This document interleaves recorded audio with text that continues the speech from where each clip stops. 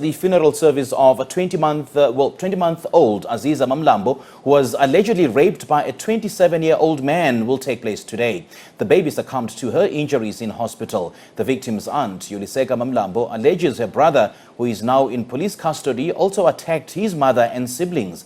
Fundiswa Mhlekude has more on this story. Fundiswa, a very good morning to you. Thank you so much for joining us. What's happening?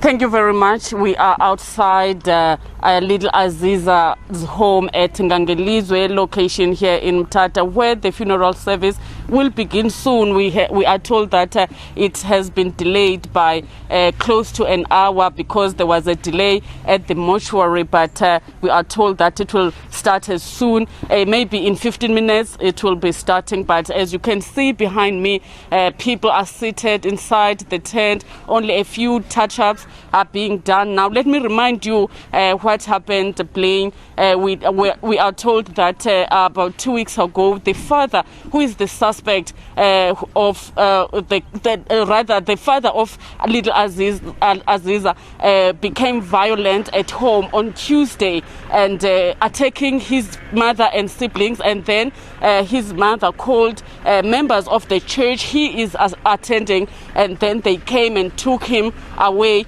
and we are told that they took him to a doctor in Port St. John's, where maybe a few traces of drugs were found in his blood. We are not sure about that, but we were told about it by the members of the church. And then they brought him back home on Thursday morning, and as soon as they left, he started again attacking his mother and wanting to rape her. And the siblings assisted the mother and took her away and locked her inside the house, where little Azizah was also sleeping in another room. And when the father couldn't find his siblings and mother, he went and took little Azizah. The aunt of little Azizah tells us that she saw through the window the suspect, who is the father of little Azizah, slapping her, strangling her, and then raping her. And then she tells us that she saw him when she heard the cry of the little baby. She saw her brother leaving, checking his private part that was also covered in blood. So it's just that terrible and horrific incident to have happened to a little baby. Today she is being buried at her mother's home. Remember, this happened in Port St. John's, but we are here now in Ngangelizwe in Mthatha, where she will be buried because the mother is from here. Blaine? Well, Fundiswa, do we know any progress with regards to the prosecution of the alleged perpetrator? Yes, we do. On Monday, we are told that he appeared in court in Port St. John's, and we are told that he was very violent. He had to be taken by the police officers back to the cells because he was refusing, and we hear that he told the court that he wanted to represent himself first, and later said that he must be represented by a lawyer with a good track record, because he doesn't want anyone to lie on his behalf. Remember, Blaine, in 2017, there was a similar case in the same village in Port St. John's, and I'm telling you, we are likely to see what happened there, because the same suspect who killed his nephew there was also in court.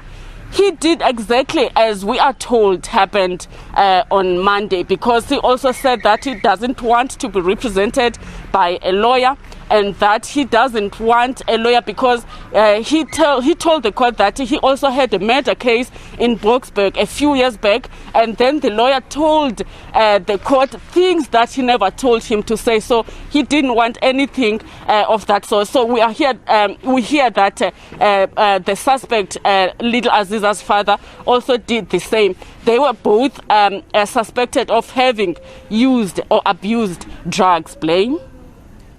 What do we know at this point about the alleged rapist's character? What kind of a person he is, and what's the family saying about him?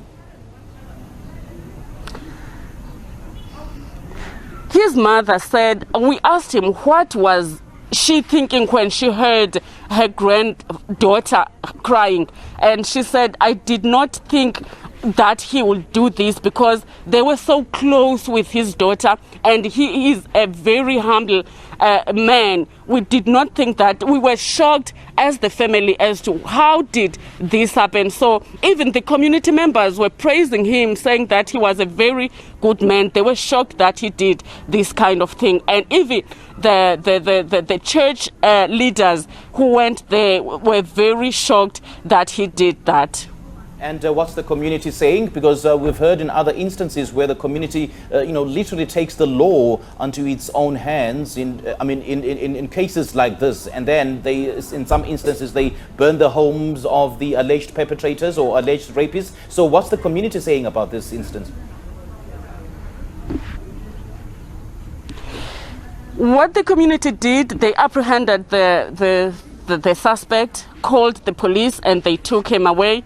But what they told us is that the suspect, prior to the days, told the family members and some members of the community that he wanted to leave the church, saying that, or alleging rather, that the church leaders or some of the members of the church were telling him that he should kill his daughter or his mother for him to get rich. This is what he also told his uncle when they asked him about what he had done. But we are not sure about that. We don't want to maybe say that he did say those things, because we were not there when he said that. But we are told that he said he was instructed by church members to kill his mother or daughter in order for him to get rich. But he also said that it's the drugs that made him do that. This is such a gruesome incident, Fundiswa. Thank you so much for joining us. We'll let you go for now whilst you prepare for the funeral service. So that was our reporter, Fundiswa Mhlekude. She is in the Eastern Cape. We're in the funeral service of 20-month-old Azizah Mamlambo, who was allegedly raped by a 27-year-old man. And that funeral service has been delayed by over an hour. We do understand because of certain procedures at the mortuary. We'll definitely cross back to Azizah as soon as the funeral service starts.